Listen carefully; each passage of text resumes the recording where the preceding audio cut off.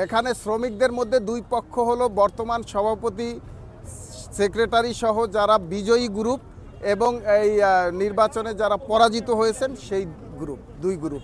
একটা হইল সাবেক সভাপতি ফলিক এবং আর একটা হইল বর্তমান সভাপতি হাজী মইনুল। এখানে পরিবহন শ্রমিকদের মধ্যে একটু উত্তেজনা বিরাজ করায় এখানে আমরা আসছি এবং তাদের সাথে কথা বলেছি।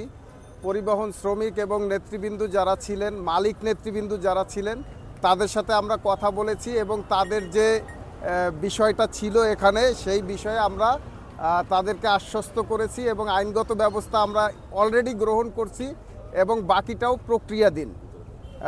এবং সেই কারণে এখানে শ্রমিকদের মধ্যে যে উত্তেজনা বিরাজ করছিল সেটা এখন প্রশমিত হয়েছে এবং আপনারা এখন দেখতে পাচ্ছেন যে যানবাহন চলাচল স্বাভাবিক আছে, রাস্তায় কোনো প্রতিবন্ধকতা নাই। এখানে যে সকল যাত্রীরা বিভিন্ন গন্তব্যে যাওয়ার জন্য আসছেন অথবা আসার জন্য অপেক্ষা করছেন তারা আসতে পারেন এবং তাদের গন্তব্যে আশা করি তারা নিরাপদে পৌঁছতে পারবেন ইনশাআল্লাহ। মূল ঘটনাটা ছিল আজকে শ্রম আদালতে একটা মামলার রায়ের শুনানির তারিখ ধার্য ছিল। সেখানে দুই পক্ষ উপস্থিত ছিল। সেখানে তাদের মধ্যে আদালতের শুনানি শেষে যখন দুই পক্ষ বাইরে বেরিয়ে আসে তখন তাদের মধ্যে একটা বিচ্ছিন্ন ঘটনা ঘটেছে।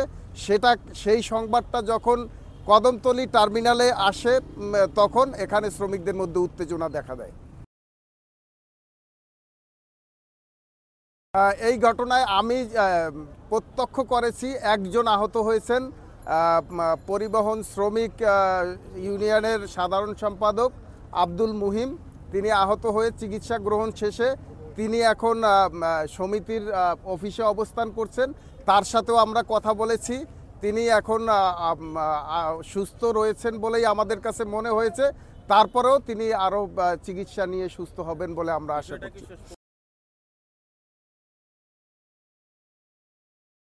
এখনও আমরা অভিযোগ পাইনি এবং তিনি চিকিৎসা নিয়েছেন সেই বিষয়েও আমরা এখনও প্রমাণাদি এখনও আমাদের হাতে পাইনি।